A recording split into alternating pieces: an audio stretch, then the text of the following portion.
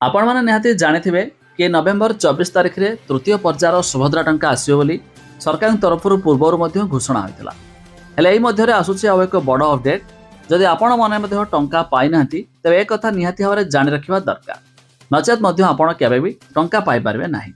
आसंतु संपूर्ण अपडेट जानिबा ता पूर्वर वीडियो को लाइक करंतु, सब्सक्राइब करनथिले एबे सब्सक्राइब करी पाखरे थिबा घंटी चिन्ह को दबाई दियंतु। जमिति कि आपण माने जानिथिबे सुभद्रा योजनार प्रथम किस्तिर प्रथम पर्यायर 25 लाख हिताधिकारी को टंका मिलिथिया बेले द्वितीय पर्यायर 40 लाख हिताधिकारी टंका पाइथिले। आउ एबे तृतीय पर्यायर टंका 20 लाख हिताधिकारी को मिलियो बोली सूचना रहिछि। हेले एही मध्यरे किछि अप्रूव लिस्ट आसिथिया बेले वेबसाइट रे आउ किछि मध्य रिजेक्ट लिस्ट आछि बा जो मानकर एक एनपीसीआई रिजेक्ट तालिका रहिछि।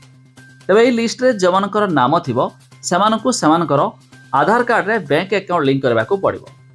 कहीं सरकार जो टंका पठाई था आधार कार्ड थ्रू रे पठाई था। आदि आपण मानकर आधार कार्ड रे बैंक अकाउंट लिंक न थिबो तबे सरकार 24 तारिख रे टंका पठाले भी आपण खाता रे जमा हेबो नाही। तबे एक कथा आपण समस्त निहाती जान रखिबा दरकार, नचेत मध्य आपण 24 रे भी टंका पाई पारबे नाही। तबे 24 तारिख रे टंका मिलिया परे ताहार 15 दिन भितरे पुणी मध्य चतुर्थ पर्यायर टंका मिलियो बोली एहा मध्य हमर उपमुख्यमंत्री प्रतिभा परिडा मध्य सूचना देइछन्ति। कहीं एथर 20 लाख हिताधिकारी टंका पाया परे आहुरी मध्य अनेक हिताधिकारी रहिछिबे बाकी, जेमानकु चतुर्थ पर्यायर टंका मिलियो बोली एहा मध्य सूचना रहिछि। तबे आपण चाहिले ए लिस्ट वगैरह चेक करिया पय हेले जार लिंक हम डिस्क्रिप्शन में दे देबु, आपण माने जाई मध्य चेक कर दे पारिबे।